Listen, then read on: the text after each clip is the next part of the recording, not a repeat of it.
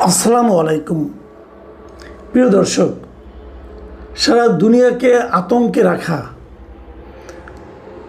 ইরানের সঙ্গে ইসরায়েল এবং যুক্তরাষ্ট্রের যে যুদ্ধ, সেই যুদ্ধের আপাত এক ধরনের সমাপ্তি ঘটেছে। মানে তারা একটা যুদ্ধ বিরতিতে সম্মত হয়েছে এবং এই যুদ্ধে ট্রাম্প দাবি করেছে যে তাদের নাকি পূর্ণাঙ্গ বিজয় হয়েছে। ট্রাম্পের এ সমস্ত অসংলগ্ন কথাবার্তা সারা দুনিয়ার মানুষ শুনতে শুনতে এখন আসলে অনেকটা ক্লান্ত।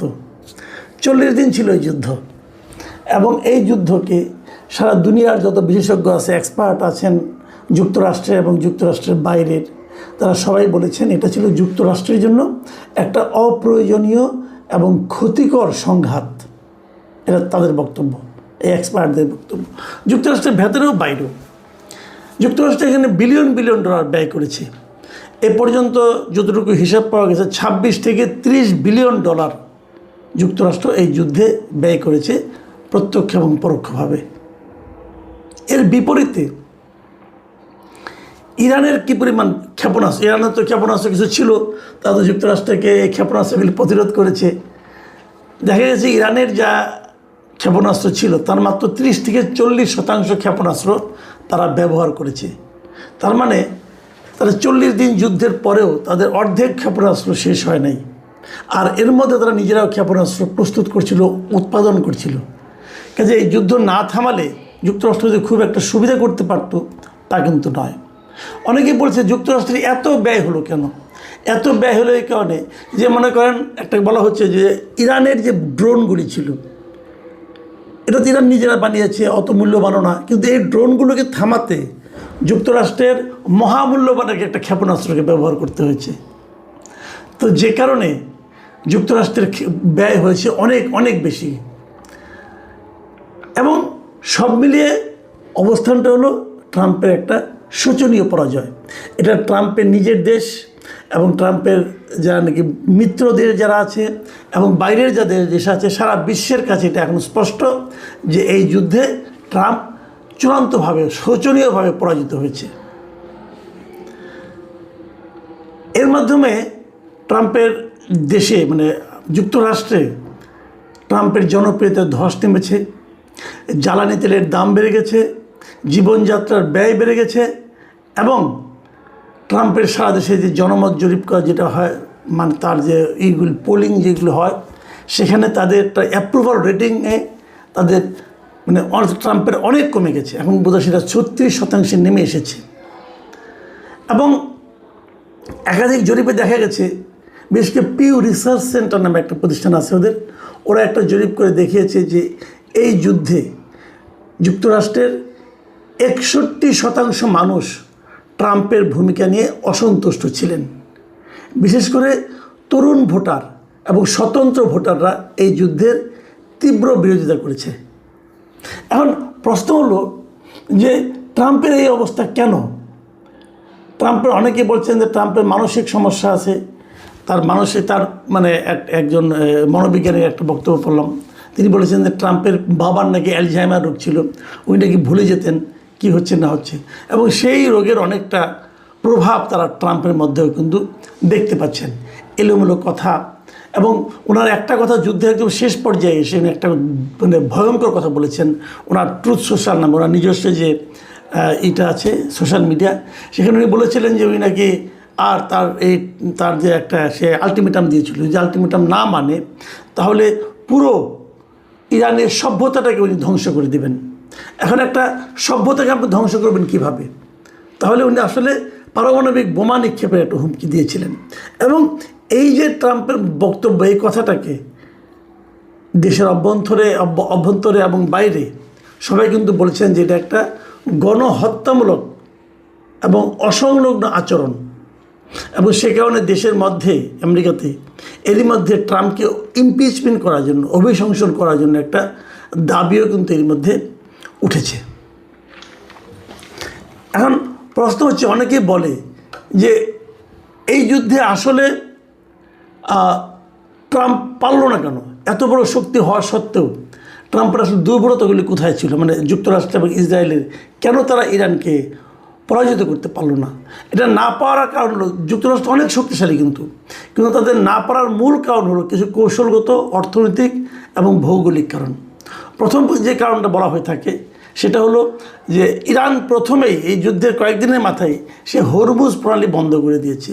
হরমুজ প্রণালী হলো সারা দুনিয়াতে তেল পরিবহনের একটা গুরুত্বপূর্ণ পথ, এবং এই হরমুজ প্রণালী বন্ধ করে দেওয়ার কারণে সারা দুনিয়া, এমনকি আমেরিকাতেও তেলের দাম হু হু করে বেড়ে গিয়েছিল। আমেরিকার এক গ্যালন তেলের দাম $7 পর্যন্ত উঠে গিয়েছিল। এটা অস্বাভাবিক একটা দাম হয়েছিল। একটা কারণ ছিল। আরেকটা কারণ বলা হয়ে থাকে ইরানের যুদ্ধ কৌশল, রণকৌশল যেটা ছিল, এটাকে অ্যাসিমেট্রিক রণকৌশল বলা হচ্ছে এটাকে। এবং ওরা কী কাজটা করেছে, তারা সরাসরি সম্মুখ যুদ্ধে না যেয়ে ইরান তাদের কিছু ড্রোন এবং নিখুঁত কিছু মিসাইল ব্যবহার করে যুক্তরাষ্ট্রের জন্য এই যুদ্ধটাকে অত্যন্ত ব্যয়বহুল করে দিয়েছে। এবং যুক্তরাষ্ট্র তার এক একটা দামি ইন্টারসেপ্টর মিসাইল দিয়ে ইরানের খুব সস্তা ড্রোনকে ধ্বংস করতে হয়েছিল, যে কারণে তারা একটা বড় ধরনের অর্থনৈতিক বোঝার মধ্যে পড়ে গেছে।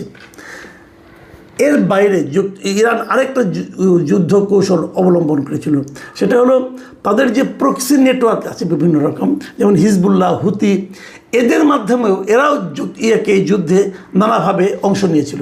এবং তারা মানে ধরেন এখান থেকে কোনাকুঞ্চি দেওয়া এই পথে, ওই সমুদ্র পথে তারা কিন্তু অ্যাটাক করা শুরু করেছিল, যে কারণে যুক্তরাষ্ট্রের যে অবস্থাটা হয়েছে, অনেক সময় এরকম হয় না, আপনি বিশাল একটা মিসাইল নিয়ে গেলেন, মিসাইল নিয়ে যেয়ে আপনার উপর মনে করেন মৌমাছি লেলিয়ে দেওয়া হলো। এখন এই মৌমাছির কি আপনি কি মিসাইল দিয়ে মারতে পারবেন? অনেকটা ঘটনা ঘটেছে এরকম। ইরান বিশাল নিয়ে গেছে, কিন্তু এই যে খুঁটিনাটি আক্রমণ, ছোটোখাটো আক্রমণ, কোনাকুঞ্চি দিয়ে আক্রমণ, এইগুলো তাকে আসলে ব্যতিব্যস্ত করে দিয়েছিল। আর তাছাড়া আরেকটা, যে পুরো মধ্যপ্রাচ্য জুড়ে যুক্তরাষ্ট্রের যে বিভিন্ন রকম ঘাঁটি ছিল বিভিন্ন দেশে, সেগুলির মধ্যে এরা অ্যাটাক করছিল, এবং সেই অ্যাটাকগুলিও তাদের জন্য বড় একটা ক্ষয়ক্ষতির কারণ হয়েছিল। ইরানকে পরাজিত করতে না পারার আরেকটা বড় কারণ হলো যে ইরান এমন একটা দেশ, এই দেশটার একদিকে পাহাড়, আরেকদিকে নদী, আরেকদিকে মানে পানি, এখানে জয় করা আসলে খুব কঠিন ছিল, এবং এখানে আসলে পদাতিক বাহিনী দেওয়া ইরানকে জয় করা অসম্ভব। কাজেই যুক্তরাষ্ট্র চেষ্টা করেছিল যে বিমান হামলা এবং নৌ হামলা দিয়ে পর্যস্ত করা যায় কিনা। বিমান হামলা কিছুটা ক্ষতি করতে পেরেছিল, কিন্তু হারানো সম্ভব হয়নি। এবং পদাতিক বাহিনী না ঢুকলে একটা দেশকে আসলে পরাজিত করা কঠিন। আরও একটা কারণ ছিল তাদের আমেরিকার জন্য, যে নাকি খুবই নেতিবাচক এবং বিব্রতকর কারণ, সেটা হলো যে আমেরিকা যাদেরকে মিত্র মনে করত, ইউরোপিয়ান দেশগুলো, তারা এই যুদ্ধে আমেরিকার সঙ্গে সহযোগিতার হাত বাড়ায়নি। তাদের বক্তব্য ছিল, আপনি তো নেটোর সঙ্গে আলাপ করে যুদ্ধ শুরু করেননি, যুদ্ধ উনি শুরু করেছিলেন একা একা। যে কারণে এবং যুদ্ধের পরপরই এই ইউরোপিয়ান দেশগুলোতে কিন্তু তেলের দাম অনেক বেড়ে গিয়েছিল, যে কারণে ইউরোপিয়ান দেশগুলো নিজের দেশের সমস্যাকে রেখে যুক্তরাষ্ট্রের সঙ্গে যুদ্ধে সেনাবাহিনী পাঠাতে রাজি হয়নি। এবং এই রাজি না হওয়ার কারণটা কিন্তু তার জন্য ছিল খুবই বিব্রতকর।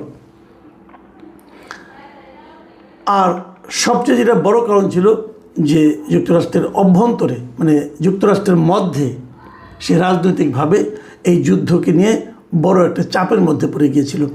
সামনে কিন্তু তাদের একটা নির্বাচন আছে, এবং সেই নির্বাচনে যুক্তরাষ্ট্রের রিপাবলিকান পার্টি, মানে যে পার্টির প্রেসিডেন্ট হিসেবে ট্রাম্প আছেন, সেই পার্টির সামনে একটা বড় পরাজয় সবাই দেখতে পাচ্ছে এই যুদ্ধকে কেন্দ্র করে।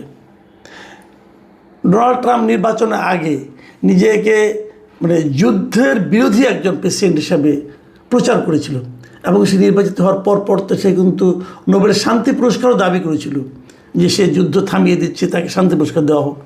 তো এরকম একটা লোক যখন নিজেই একটা সবচেয়ে যুক্তরাষ্ট্রের জন্য সবচেয়ে অপমানকর যুদ্ধে জড়িয়ে গেল, এবং সে কারণে তার দলের যে একটা সমর্থন ছিল মানুষের মধ্যে, সেটাও কিন্তু কমে গেছে।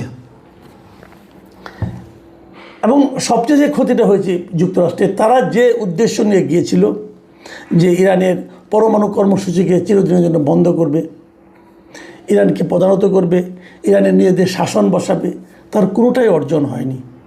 বরঞ্চ হরমুজ প্রণালীতে এখন ইরান বলছে এখানে তারা টোল বসাবে, এবং যদি তার টোলটা বসাতে পারে, এখান থেকে যত জাহাজ যাবে সে টোল নেবে এবং খুব দ্রুতই তাদের যে অর্থনৈতিক ক্ষয়ক্ষতি হয়েছে এই টোল দিয়েই তাতে সেটাকে আপনার কভার করতে পারবে।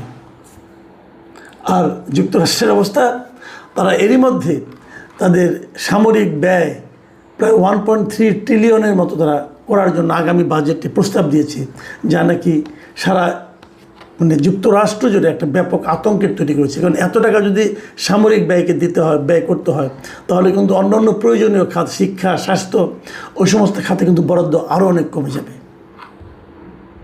প্রিয় দর্শক, আমরা সবাই জানি যে অনেক শক্তিশালী দেশ আমেরিকা যুক্তরাষ্ট্র সারা দুনিয়াতে সবচেয়ে শক্তিশালী দেশ, কিন্তু এই শক্তিশালী দেশটি আরও একটি শক্তিশালী দেশ ইসরায়েল, তাদেরকে সঙ্গে নিয়েও তুলনামূলকভাবে অনেক কম সামরিক শক্তির দেশ ইরানকে কিন্তু তারা পরাজিত করতে ব্যর্থ হয়েছে। মূল কারণ, তারা একটা ইরানের উপর অন্যায় যুদ্ধ চাপিয়ে দিয়েছিল এবং এই অন্যায় যুদ্ধ চাপিয়ে দেওয়ার কারণে এত শক্তি নিয়েও তারা কিন্তু এই যুদ্ধে বিজয়ী হতে পারেনি। ট্রাম্প এখন চেষ্টা করছে নানাভাবে বলে যে না, আমরা যুদ্ধে জিতেছি, আমরা অমুক করেছি, আমরা তমুক করেছি। আসলে তারা কিছুই করতে পারেনি, বরঞ্চ প্রমাণ হয়েছে যে ইরানের সঙ্গে যুদ্ধ করে ইরানকে পরাজিত করা যায় না। তবে শঙ্কার একটা জায়গা আছে, সেই জায়গাটা হলো ট্রাম্পকে যারা চেনেন, উনি সকালে এক কথা বলেন, বিকেলে আরেক কথা বলেন। যুদ্ধবিরতি হলেও উনি আবার আক্রমণ করবেন কিনা সেটা বলা কিন্তু বড় কঠিন। যে জন্য এই যুদ্ধবিরতির সময় কিন্তু 10টা চুক্তিও হয়েছে, যে এই 10টা চুক্তি সবাই মেনে চলবে এবং সেই চুক্তিগুলি অনেকটাই আমার বিবেচনায় ইরানের পক্ষে গেছে, প্রায় সবগুলি। তারপরেও এই চুক্তি ট্রাম্পের পক্ষে না মেনে কোনো উপায় ছিল না। আমরা জানি না এখান থেকে ট্রাম্প এবং যুক্তরাষ্ট্রের শিক্ষা কতটুকু হবে। আগামীতে সারা দুনিয়াতে এই যে আতঙ্ক সৃষ্টিকারী যুদ্ধগুলো এভাবেই চলতে থাকবে নাকি চলবে না, এটাও আমরা বুঝতে পারছি না। তবে আমাদের জন্য স্বস্তির খবর একটাই, এবার হয়তো তাহলে মধ্যপ্রাচ্য থেকে তেলের সরবরাহটা একটু নিয়মিত হবে এবং আমাদের এখানে যে সংকটের আশঙ্কা আমরা করছিলাম সেটা হয়তো সাময়িকভাবে আপনার চলে যাবে। প্রিয় দর্শক, এখন এই পর্যন্তই। আল্লাহ হাফিজ।